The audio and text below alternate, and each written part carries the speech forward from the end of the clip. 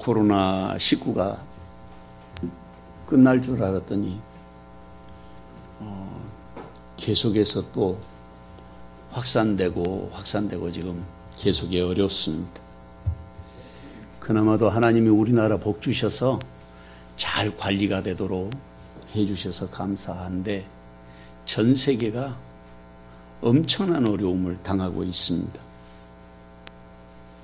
젊은 청년 하나가 계속해서 치료가 안 돼가지고 그 방송에 나와서 자기가 그 어려움 당한 것들을 이야기하는 것을 보니까 처음에는 외국에서 터키에 있다가 들어온 친구던데 보니까 처음에는 음성이 나왔대요.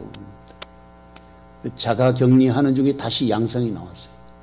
그리고 치료받았는데 또 양성이 나오고 또 양성이 나오고 계속해서 그래서 아직 병원에 있는데 이제는 이제 조금 회복이 되고 아마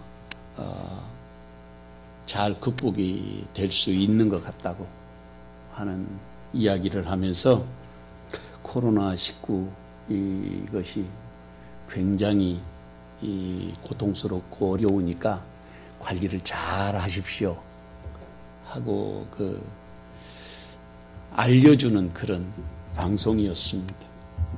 손 잘 씻으시고 마스크 항상 하고 다니시고 그것만 해도 그렇게 어렵지는 않을 것 같습니다. 온역은 하나님의 허락이 있어야 퍼지는데 사람이 하는 것 같아도 이 온역이 일어나는 것은 하나님의 징계이기도 합니다. 우리가 회개하고 기도하고 하나님 앞에 우리 바로 서야 되는데 전 세계가 사실은 지금 소수인권법, 좀 더 구체적으로 말하면 동성애 때문에 미국이고 유럽이고 전 세계를 지금 휩쓸고 있는데 그 와중에 코로나 바이러스가 이렇게 전 세계에 폭풍처럼 몰아치고 있습니다. 이번에 2차로 폭발하게 된 것도 사실은 동성애자들 때문에 이렇게 폭발하게 됐죠. 우리가 더 많이 기도하고 하나님이 제일 싫어하고 미워하는 것들이 있습니다. 첫째는 우상숭배고 그 다음에 동성애하는 것 이런 것들도 하나님이 제일 미워하신 것 중에 하나라는 사실을 늘 마음에 생각하고 기도하면서 사는 그런 은혜가 저와 여러분에게 함께 하시기를 주의 이름으로 축원합니다. 예수님은 일생을 사시면서 늘 기도하셨어요. 세례 요한에게 세례를 받고 올라오시면서도 기도하셨고 그리고 12명의 사도들을 부르실 때도 예수님이 미리 기도하고 나신 다음에 12명의 제자들을 택하셨습니다. 그리고 또 제자들이 예수님에게 기도를 가르쳐 달라고 해서 예수님께서 제자들에게 기도를 가르쳐 주셨는데 그것이 바로 주기도문입니다. 그리고 오병이어 사건이 있은 이후에 5,000명이나 되는 사람들이 물고기 2마리 떡 5개로 먹고도 12바구니나 남았다고 성경은 그렇게 가르쳐 주시는데 그 다음에 사람들을 다 돌려보내고 난 다음에 홀로 기도하러 가셨습니다. 마태복음 21장 22절 말씀에도 보면 너희가 기도할 때 무엇이든지 믿고 구하는 것은 다 받으리라. 그렇게 말씀하셨습니다. 그리고 겟세마네라고 하는 곳, 이 겟세마네라고 하는 곳은 그 뜻이 기름을 짜는 곳 그런 뜻이에요. 무슨 기름을 짜는 곳이냐면 바로 올리브 기름을 짜는 곳이죠. 영적으로 보면 기름만 짜는 것이 아니라 우리가 힘쓰고 애써서 기도하는 터가 바로 그 겟세마네였습니다. 예수님이 제자들을 데리고 가가지고 여기서 기다려라. 그리고 기도하고 있어라. 그리고는 돌을 던지면 닿을 만큼 된 거리에 가가지고 예수님이 거기서 기도하셨습니다. 근데 그 기도의 내용이 뭐냐면, 할 수만 있거든 이 잔을 내게서 넘겨주시옵소서. 그러나 나의 원대로 마옵시고 아버지의 뜻대로 하옵소서. 이게 겟세마네의 기도입니다. 그 기도를 3번 하셨는데 그때 땀방울이 떨어지는데 빗방울과 같았더라. 그렇게 말하고 있습니다. 그런데 말씀을 가만히 살펴보면 사실은 예수님의 일생이 십자가 사건의 연속이지만 결정적으로 자신을 드리는 사건이 어디에서 있느냐면 바로 겟세마네의 기도에서 나의 원대로 마옵시고 아버지의 원대로 하옵소서. 그때 예수님이 십자가를 지신 것과 같은 거예요. 자신을 하나님 아버지 앞에 드렸기 때문에 그렇습니다.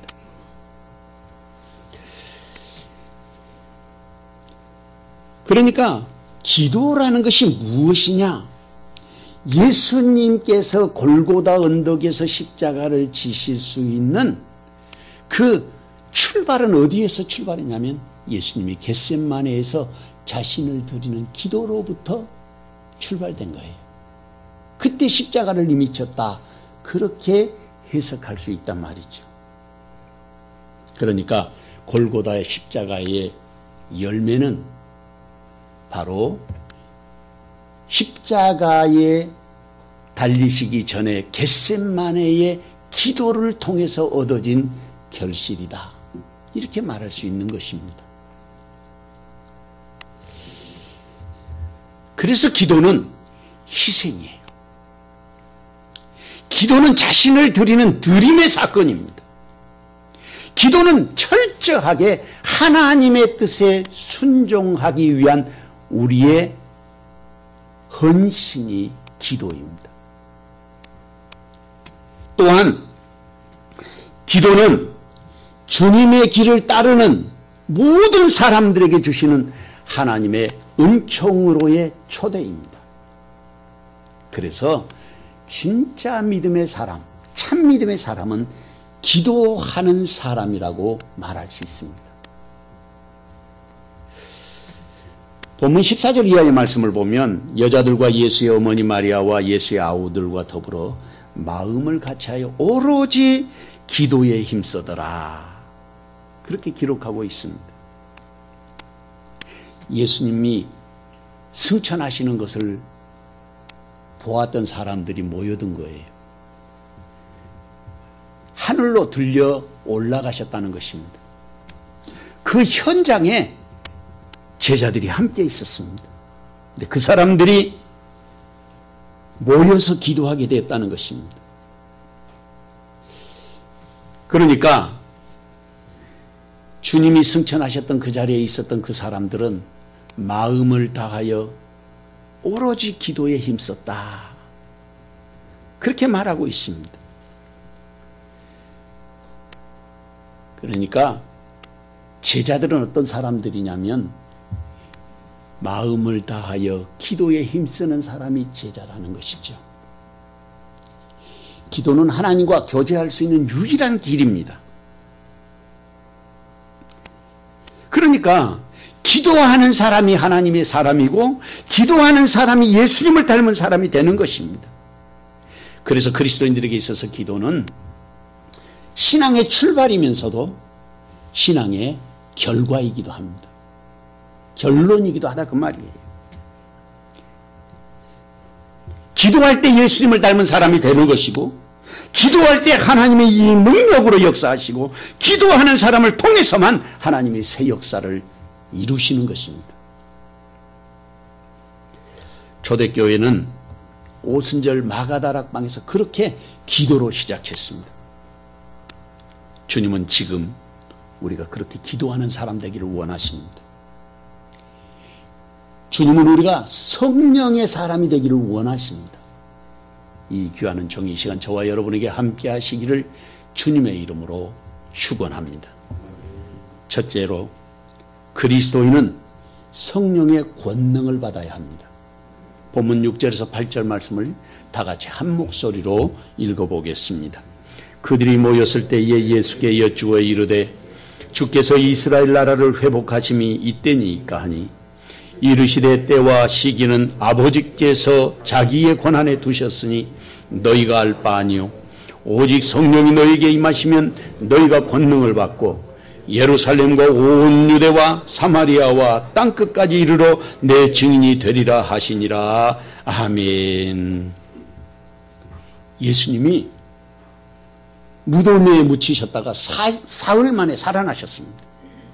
그리고 40일 동안 제자들과 함께 계셨습니다.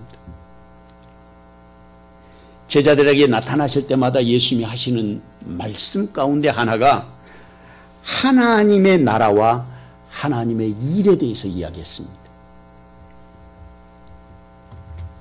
그렇다면 예수님이 관심을 가지고 가르쳐 주신 것이 무엇인지 우리는 잘 알 수 있지 않겠습니까? 예수님이 가르쳐 주신 하나님의 나라는 어떤 나라일까? 성경에 누가복음 17장 20절에서 21절 말씀을 보면 바리새인들이 하나님의 나라가 어느 때 임하니까 묻건을 예수께서 대답하여 이르시되 하나님의 나라는 볼 수 있게 임하는 것이 아니요 또 여기 있다 저기 있다고도 못하리니 하나님의 나라는 너희 안에 있느니라. 그렇게 말씀하셨습니다.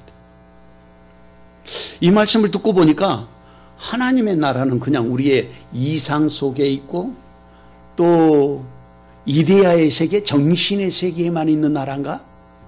이런 생각이 들지 않습니까?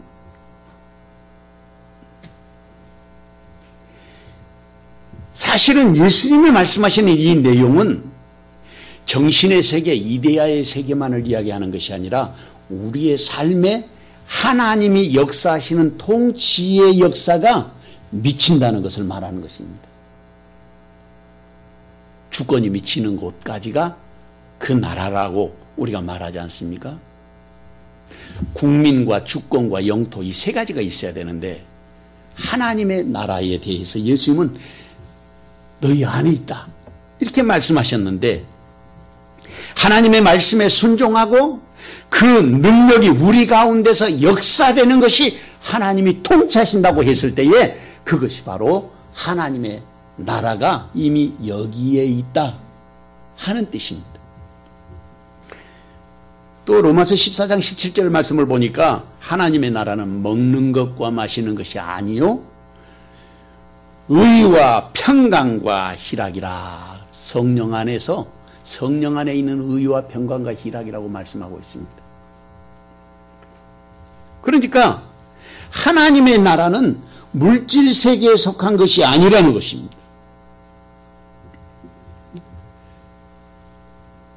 그런데 골로새서 1장 13절 말씀을 보니까 그가 우리를 흑암의 권세에서 건져내사 그의 사랑의 아들의 나라로 옮기셨으니 그렇게 말씀하고 있습니다.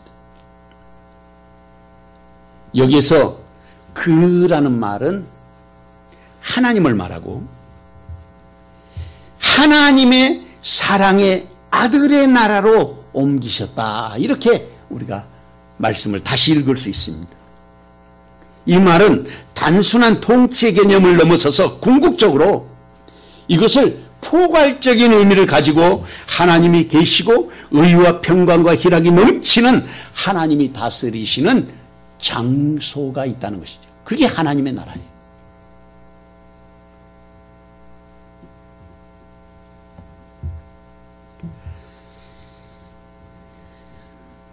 다시 본문의 말씀으로 돌아가서 그들이 모였을 때에 예수께 여쭈어 이르되 주께서 이스라엘 나라를 회복하심이 이때니까 라고 물었습니다.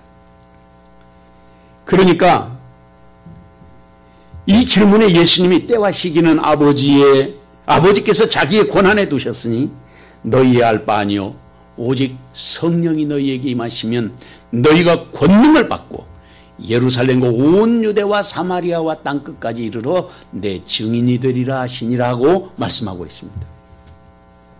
이 말씀을 가만히 보면 제자들의 관심과 예수님의 관심이 전혀 다르다 하는 사실을 알 수가 있어요. 제자들은 지금 눈에 보이는 이 세상의 이스라엘, 그 나라가 언제 회복될 것인가를 지금 묻고 있고, 예수님은 그것에 신경 쓰지 마라. 그것을 신경 써야 되는 게 아니라 너희가 신경 쓸 것은 오직 아버지께서 약속하신 그것을 위해서 기도하고 기다려라. 그렇게 말하고 있는 것입니다. 그래서 우리가 너무나 잘 알고 있는 8절 말씀에 대한 예수님의 말씀이 여기에서 주어지고 있는 것이죠. 이스라엘 백성들에게 있어서 로마가 지배하고 있는 당시에 이스라엘의 소원은 로마로부터 독립을 하는 것이었습니다. 그래서 다윗과 솔로몬 시대 같은 그런 영화를 회복할 수 있는 메시아를 기다리고 있었는데 그분이 당신 아닙니까? 그런데 예수님은 나다 말하신 것이 아니라 그런데 관심 쓰지 마라. 관심을 두지 마라. 거기에 마음을 두지 마라는 거예요. 정말 예수님은 제자들이 기다리고 이스라엘 백성들이 기다렸던 그 메시아인 것은 틀림없는 사실이지만, 그러나 그들이 생각하는 하나님의 나라는 하나님이 이루시고자 하는 하나님의 나라와 달랐다는 것입니다. 오늘도 우리가 이 땅에 살면서 주님의 성전을 출입하면서 하나님의 교회는 이래야 된다고 우리는 그렇게 생각하고 살아갈 때 참 많습니다. 또 많은 사람들의 이야기를 듣지 않습니까? 그런데 중요한 것은 오늘 본문에 나와 있는 것처럼 우리가 관심을 가져야 될 진짜 중요한 것은 뭐냐? 오직 성령이 너희에게 마시면 너희가 권능을 받고 예루살렘과 온 유대와 사마리아와 땅끝까지 이르러 내 증인이 되리라. 예수님의 관심은 예수님의 증인되는 삶을 사는 사람이 필요했던 거예요. 다른 데 관심이 있는 게 아니라. 조금 더 구체적으로 설명하면 이스라엘을 회복할 때가 이때니까 세상 나라를 말하는 것처럼 나의 가정이 온전해지고 내 직장과 일터와 사업을 통해서 내가 성공하는 삶을 살아가는 그런 일이 언제 이루어지겠습니까? 이것과 같은 질문이에요, 이게.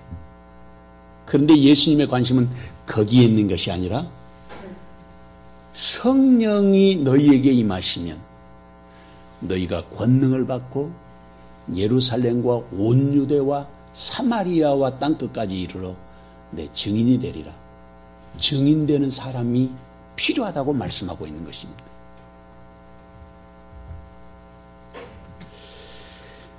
오늘 그렇다면 우리가 알아야 할 것이 무엇이라고 생각하십니까? 여기서 예수님이 말씀하신 것처럼 우리는 성령을 통해서 권능을 받아야 하지 않겠습니까? 우리 8절 말씀을 읽어보면 오직 성령이 너희에게 임하시면 너희가 권능을 받고 이렇게 돼 있는데 헬라어 원어 성경을 보면 이게 거꾸로 돼 있어요. 어떻게 되어 있느냐? 그것은 너희가 권능을 받아라 그렇게 돼 있어요. 너희가 권능을 받고 이게 앞에 있어요. 그리스도인은 그러니까 권능을 받은 사람이 되어야 하는 것이죠. 이게 예수님이 말씀하시고 싶은 말이라 그 말이죠. 예수님이 강조하고 싶은 말씀이에요.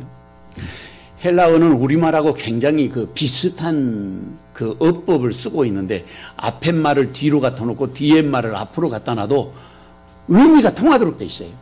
이게 한글의 특징이잖아요. 앞에 말 뒤에 말을 앞뒤로 순서를 바꿔놔도 우리말은 잘 통해요. 근데 헬라어도 앞뒤로 바꿔놔도 그게 문법적으로 잘 통하도록 되어 있습니다. 자유롭게 이해 통한다는 의미에서 우리 한글과 유사하다 그렇게 생각할 수 있는데 여기에 가장 먼저 기록되어 있는 게 뭐냐면 오직 성령이 너희에게 임하시면 이렇게 되어 있는 것이 아니라 알라 렘페스테 미나민 그랬어요. 너희가 권능을 먼저 받고 오직 너희가 권능을 받고 이것이 강조되고 있는 것을 볼 수가 있어요. 그러니까 성령으로 충만하고 능력으로 사는 사람이 그리스도인이다 하는 것을 지금 예수님 강조한다 그 말이죠. 그런 사람이 진정한 믿음의 사람이요 주님의 백성이라는 말입니다. 한 걸음 더 나가서 성령이 우리에게 임하신다는 말이 에펠돈토스라 그래 되어 있어요. 제가 이것을 가만히 살펴보니까 성령이 우리에게 임하실 때는 하나님이 우리에게 주시는 것이거든요. 근데 그 성령께서 우리에게 머물러 있어서 그 성령을 내가 소유주인 것처럼 그 능력으로 살아가도록 했다. 그런 의미가 있어요. 이게 헬라어에 나와 있는 디포넌트라고 하는 개념인데 우리말에는 없어요. 영어도 없어요. 이 헬라어에만 있어요. 그러니까 이 말씀이 너무너무 중요한 의미가 있는 것입니다. 성령이 너에게 임하시면 그 말은 성령께서 우리에게 계속해서 함께 계신다는 뜻을 갖고 있어요. 언제까지 계시느냐? 하나님의 나라에 가서 살 때까지 성령은 우리 안에서 함께 계시는 거예요. 그 성령이 바로 생명의 주인이 되시는 것이죠. 성령의 사람만 부활하고 성령의 사람만 영원한 하나님의 자녀가 되는 거예요. 그래서 성령을 받는 것이 중요합니다. 본문의 말씀을 다시 살펴보면 오직 성령이 너희에게 임하시면 너희가 권능을 받고 예루살렘과 온 유대와 사마리아와 땅끝까지 이르는 내 증인이 되리라 하신 말씀 속에서 성령이 임하신 목적, 그러면 그 목적이 무엇인가? 그것을 말씀하고 있는데 내 증인이 되리라. 예수님의 증인 되어야 된다는 것인데, 그러니까 예수님의 증인되는 사람은 성령의 사람이고 성령의 사람은 반드시 예수님의 증인으로 살 수밖에 없다. 그렇게 말씀하고 있는 것입니다.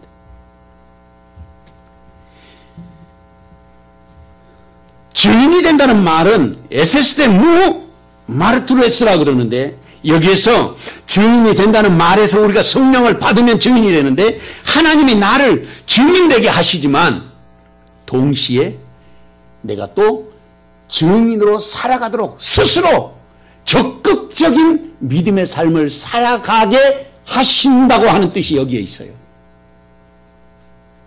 그러니까 수동적으로 살아가는 것이 아니라 내가 예수 믿는 것을 증거하고 자랑하고 예수 안에 있는 능력의 역사가 나를 통해서 나타나도록 자기를 하나님 앞에 드리는 그런 삶을 살게 된다는 것입니다. 이 두 단어가 다 앞에서 설명드렸던 것처럼 디포넌트라고 하는 개념을 갖고 있어요. 적극적으로 주님의 제자가 되어서 주님을 증거하는 증인된 삶을 살게 된다는 것입니다.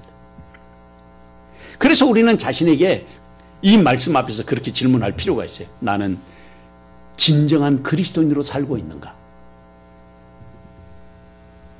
그렇다면 우리는 증인된 삶을 살고 있어야 됩니다. 성령은 우리가 예수님의 증인으로 살아갈 수밖에 없도록 역사하고 있습니다. 성령은 우리가 헌신하지 않을 수 없는 뜨거운 가슴으로 우리를 권면하십니다. 성령을 받으면 그렇게 돼 있어요. 이사야 52장 10절 말씀에 보면 여호와께서 열방의 목전에서 그의 거룩한 팔을 나타내셨으므로 땅끝까지도 모두 우리의 하나님의 구원을 보았도다라고 말하고 있습니다. 사랑하는 성도 여러분, 주님은 지금도 우리가 성령이 임하시고 권능을 받아서 땅끝까지 예수의 증인되기를 원하십니다. 누가 성령을 받아야 할 사람입니까? 누가 성령과 동행하며 주님의 증인으로 살아야 하겠습니까? 누가 성령의 권능으로 예수님의 증인된 삶을 살아야 하겠습니까? 그 자리에 주님은 지금 저와 여러분을 부르고 계시는 것입니다. 이 귀한 종이 시간 저와 여러분에게 함께 하시기를 주님의 이름으로 축원합니다. 둘째로 예수님은 하늘로 가신 그대로 다시 오실 것입니다. 본문 9절에서 11절 말씀을 다 같이 한 목소리로 읽어보겠습니다. 이 말씀을 마치시고 그들이 보는데 올려져 가시니 구름이 그를 가리어 보이지 않게 하더라. 올라가실 때에 제자들이 자세히 하늘을 쳐다보고 있는데 흰옷 입은 두 사람이 그들 곁에 서서 이르되 갈릴리 사람들아 어찌하여 서서 하늘을 쳐다보느냐? 너희 가운데서 하늘로 올려주신 이 예수 하늘로 가심을 본 그대로 오시리라 하였느니라. 아멘. 예수님은 성령의 권능을 받아 증인되라고 말씀하셨습니다. 그리고 그 말씀을 마치시는 중에 예수님이 하늘로 이렇게 올려져 가셨다고 했어요. 그러니까 갑자기 사라진 것이 아니라 성경 본문의 말씀을 보면요, 예수님이 하늘로 이렇게 올라가고 계시는 것을 제자들이 지금 보고 있는 것입니다. 예수님이 올려지시는데 구름이 가려서 보이지 않을 때까지 쳐다보고 있었어요. 그런데 갑자기 옆에서 누가 있었어요? 흰옷을 입은 두 천사가 나타난 것입니다.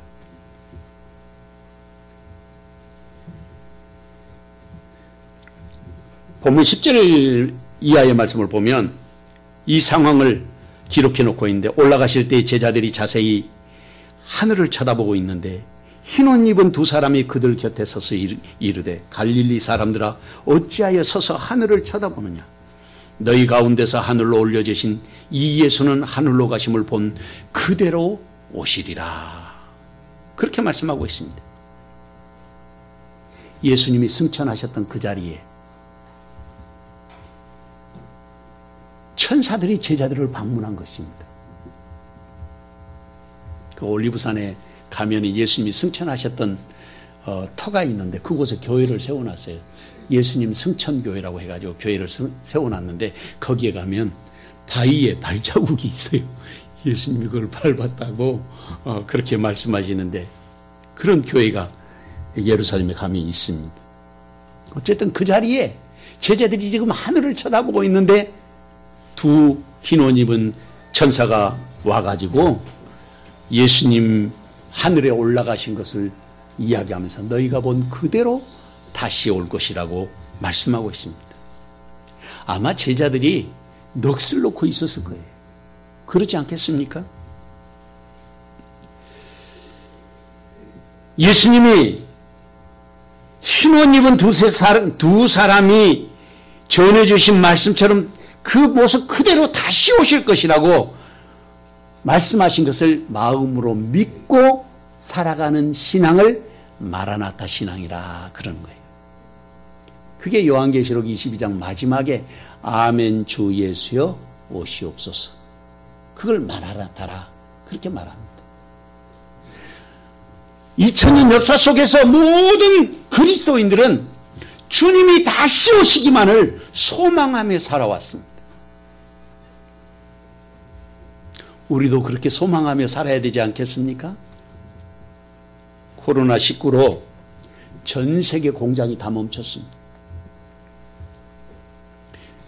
감사하게도 전쟁도 그쳤습니다. 팔레스타인하고 이스라엘하고 전쟁을 지금 중지했어요. 터키하고 시리아하고도 전쟁을 중지했습니다. 인도하고 중국하고도 지금 전쟁을 그쳤어요. 코로나19가 꼭 나쁜 건 아닌 것 같아요. 북극에 오존층에 엄청나게 구멍이 나 있었는데 요 몇 달 사이에 다 회복이 돼버렸대요. 오존이 다 막혔대요. 과학자들이 하는 이야기입니다. 유례 없는 평화가 지금 지구상에 찾아왔다고 합니다. 전쟁을 그치고 지금 유례 없는 평화가 지구를 지금 두르고 있어요.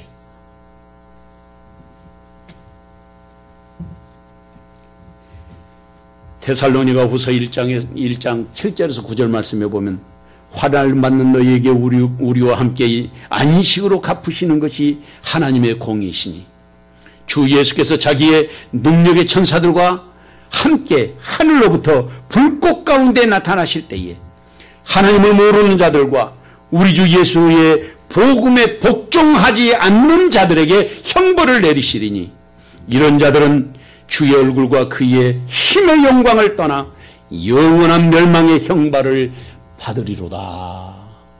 사랑하는 성도 여러분, 예수님은 하늘로 올라가신 그대로 다시 오실 것입니다. 그리고 우리를 주님이 계시는 곳으로 부르실 것입니다. 누가 주님을 기다려야 할 사람입니까? 누가 천사의 약속을 가슴에 새겨야 하겠습니까? 누가 주님 오시는 그날 주님을 만나는 성령의 사람이어야 하겠습니까? 그 자리에 주님은 지금 저와 여러분이 서 있기를 원하시는 것입니다. 이 귀한 종이 시간 저와 여러분에게 함께 하시기를 주님의 이름으로 축원합니다. 셋째로, 마음을 같이하여 기도에 힘써야 하겠습니다. 본문 12절에서 14절 말씀을 다 같이 한 목소리로 읽어보겠습니다. 제자들이 감람원이라 하는 산으로부터 예루살렘에 돌아오니 이 산은 예루살렘에서 가까워 안식일에 가기에 알맞은 길이라.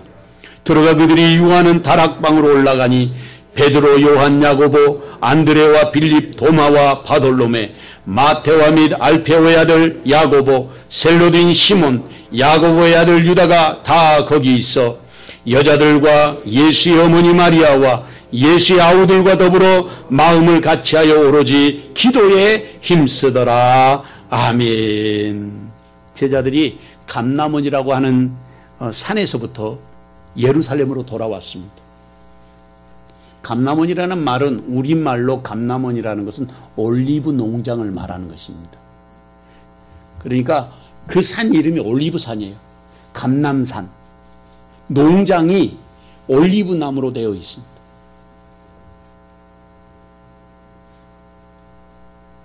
예수님 당시에도 계셨을 것 같은, 있었을 것 같은 나무가 한 2500년 된 것 같다고 그래요. 올리브 나무가 아주 오래됐는데 이렇게 큰 나무가 있더라고요. 가서 보니까. 그런데 이 올리브 나무는 심볼, 상징으로 하나님의 백성들을 상징하는 것입니다. 하나님의 백성을 상징해요.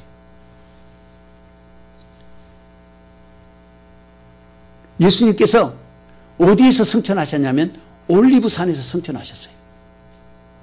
그리고 또 예수님이 어디로 오신다고 약속하고 있느냐면 올리브산으로 오신다는 것입니다.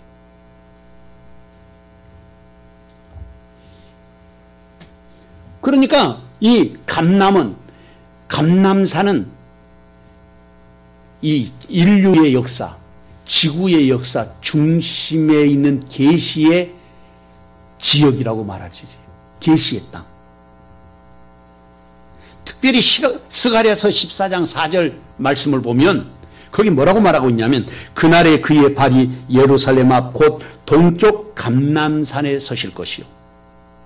감람산은 그 한가운데가 동서로 갈라져 매우 큰 골짜기가 되어서 산 절반은 북으로 절반은 남으로 옮기고 그렇게 말하고 있어요.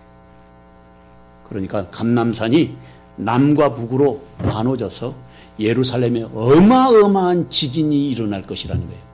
주님이 오실 때. 근데 현대 과학자들이 연구해 보니까 실제로 그 감람산 아래쪽으로 지진대가 있어서 그렇게 지진이 일어날 것이 예상된다고 합니다. 어마어마한 대지진이 일어날 것이 지질학자들에 의해서 연구해 보니까 그게 충분히 그렇게 될 가능성이 있다고 보고가 됐어요. 그러니까 그 말은 무슨 말이냐면 성경이 말씀하시고 있는 그 일이 일어날 것을 예시하고 있다는 거죠.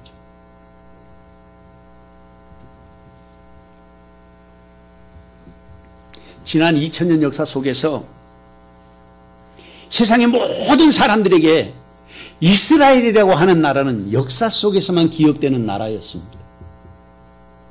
그런데 1947년 5월 14일 이스라엘이라고 하는 나라가 온 세상에 얼굴을 내밀고 다시 부활한 것입니다.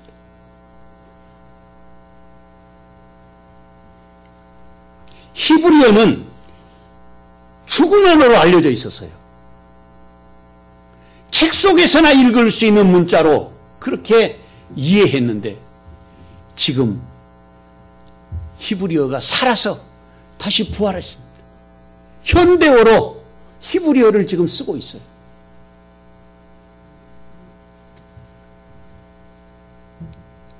사실은 이것만 가지고도 엄청난 하나님의 역사가 지금 역사 속에서 움직이고 있다는 사실을 분명하게 보여주는데도 손에 들고도 우리는 깨닫지 못하는 삶을 살고 있는 것입니다. 이것이 우리에게 슬픈 일이에요.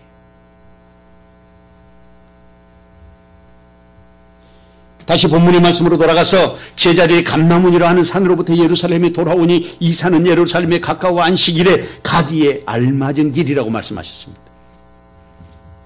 이 안식일에 가기에 알맞은 거리, 여기에 대한 해석이 두 가지로 나타나는데, 크리소스톰이라고 하는 신학자는 그날이 안식일이어서 그 올리브산 감람산에서 제자들이 돌아올 수 있었다, 이렇게 해석해요. 그런데 대부분의 학자들은 어떤 생각을 가지고 있냐면, 그게 거리를 안식일에도 이동할 수 있을 정도의 거리다, 그렇게 이야기를 하고 있어요. 그게 약 2km, 1500m에서 2000m 정도 되는 거리를 말하는 것입니다. 근데 이게 뭘 또 뜻하냐면, 2000m 정도 되는 거리는 구약 성경에 나타나 있는 법궤가 갈 때 제사장들과 함께 법궤가 이렇게 이동하잖아요. 그러면 백성들은 반드시 거기서 2000규빗 떨어졌어야 돼요. 2000규빗이. 그 거리로 봤을 때. 그런 영적인 의미들을 하나님은 늘 말씀 속에서 우리에게 제시하고 있는 것을 알 수 있습니다.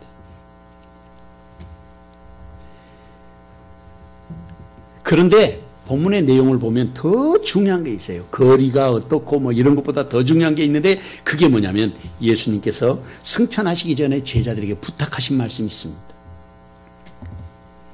예루살렘을 떠나지 말고 내게서 들은 바 아버지께서 약속하신 것을 기다리라, 그렇게 말씀하셨습니다. 그러니까 제자들에게 아버지께서 약속하신 것을 기다리라 말씀하셨는데, 그걸 제자들이 기억한 거예요. 그게 무엇이냐면 바로 성령을 의미하는 것입니다. 이 말은 무슨 뜻이냐면, 제자들은 아직 성령을 알지도 못했다, 그런 말씀이에요.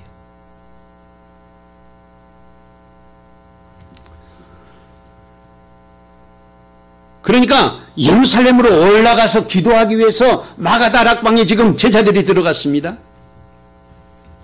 사실은 마가다락방이다, 그것이 마가다락방이 아니다, 뭐 여러 가지 학설들이 있지만, 우리가 말씀을 보면 당시에 마가의 어머니가 부자였던 것 같아요. 그래서 큰 아마 집을 가지고 계셔서 마가의 어머니의 이름도 마리아인데, 그 마리아의 집에서 모였던 것 같습니다. 그러니까 그 자리에 성도들이 얼마나 모이냐면 약 120명 정도 모여서 계속해서 열흘 동안 집회를 한 거예요. 계속해서 열흘 동안 집회를 했어요.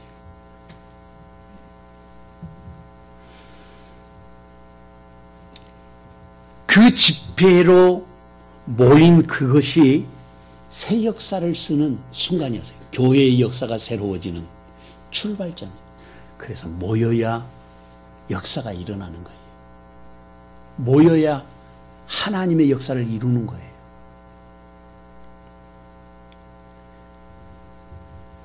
본문 13절 이하의 말씀을 보면, 들어가 그들이 유하는 다락방으로 올라가니 베드로, 요한, 야고보, 안드레, 빌립, 도마와 바돌로메, 마테와 및 알페오의 아들 야고보, 셀로딘 시몬, 야고보의 아들 유다가 거기 있어 여자들과 예수의 어머니 마리아와 예수의 아우들과 더불어 마음을 같이하여 오로지 기도에 힘쓰더라, 그렇게 말했습니다. 제자들이 예수님의 말씀에 순종해서 실천하는 모습을 세 분에서 살펴보면, 첫째로는 기도하기 좋은 장소를 찾아간 것입니다. 들어가 그들이 유하는 다락방으로 올라가니 라고 말하고 있는데, 그곳이 바로 마가의 어머니 마리아의 집이었을 것이다. 두 번째로는 제자들의 이름이 쭉 나오죠. 제자들이 모였습니다.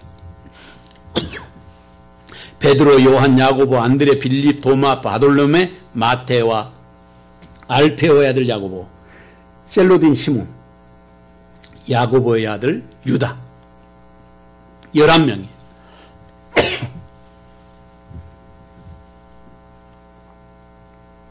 이 말씀 속에서 보면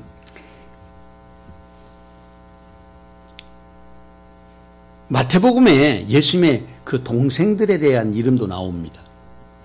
마태복음 13장 54절 5절 거기에 보면 예수님의 동생들의 이름이 나오는데, 예수님의 동생, 성경에 나와 있는 야고보, 야고보 서 있잖아요. 그 다음에 야고보 바로 밑에가 요셉, 그리고 그 밑에 동생이 시몬, 그리고 막내가 유다예요. 성경에도 맨 끝에 가면 유다서라고 있어요. 그 유다가 바로 예수님의 막내 동생이에요. 남동생으로는 막내. 그러니까 캐토릭에서 말하는 동정녀 마리아, 영원한 동정녀의 이야기는 틀린 말이에요. 성경이 분명하게 이렇게 이름을 말씀하고 있고, 사도행전에서도 예루살렘에 방문할 때마다 예루살렘의 제일 우두머리로 교회의 수장으로 일하는 분이 누구냐면 베드로가 아니고 야고보, 예수님의 동생 야고보를 만났다는 거예요. 세 번째로는 더불어 마음을 같이하여 오로지 기도에 힘썼다, 그렇게 말하고 있습니다. 이 오로지라는 말을 개역성경, 지금 개역 개정성경인데 옛날 성경에는 전혀 힘쓰니라 이렇게 나와 있어요. 그런데 이번에는 그 전혀라는 말을 오로지, 그러니까 전혀라는 말이나 오로지라는 말을 다시 번역하면 오직 기도하는 데만 정신을 집중하여 하나님 앞에 자신의 삶을 드렸다, 그렇게 말할 수 있습니다. 주님은 그러니까 그 기도하는 사람들을 원한다는 거예요. 왜냐하면 그것이 주님의 명령이기 때문입니다. 주님은 그렇게 모여서 기도하기를 원하십니다. 기도에 힘쓰는 교회 되기를 원하십니다. 그리고 기도에 힘쓰는 그 사람이 진정한 믿음의 사람이라고 우리는 그렇게 말할 수 있습니다. 제가 어렸을 때 성령 세례 또는 성령 충만 이런 것에 대해서 잘 몰랐어요. 목사님에게 여쭤보면 사도행전에 보니까 기적이 일어나고 예수님께서 가는 곳마다 귀신도 쫓고 병자도 고치시는데 왜 우리는 그게 일어나지도 않고 없는 것입니까? 제가 그렇게 여쭤봤어요. 목사님에게 찾아가가지고. 그랬더니 목사님이 뭐라고 말씀하시냐면,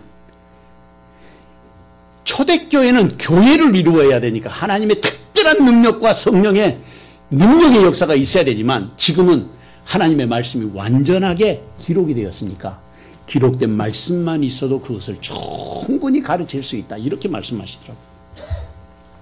근데 이상하게 제 마음에 그게 흡족하지가 않았어요. 그래서 성경에 기록된 대로 성령께서 그때 2000년 전에 역사하셨다면 똑같은 하나님이신데 지금도 역사하시지 않으실까?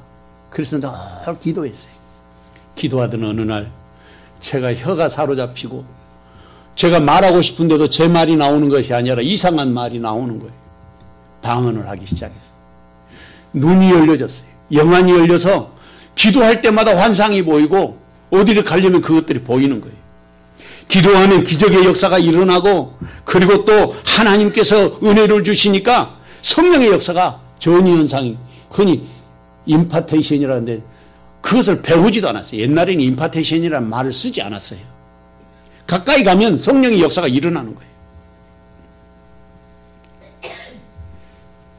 이미 교회 안에 그런 역사가 있었던 것입니다.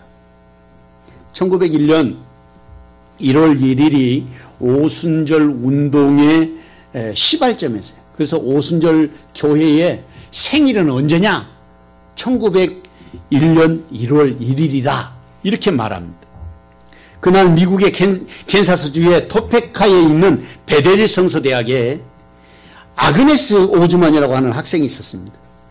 이 학생도 마음속에 주님을 그렇게 사모하고 성경에 보니까 성령이 역사하시는 것이 기록되어 있는데 도대체 어떻게 해야 될지를 모르겠는 거예요. 그래서 학장님을 찾아갔어요.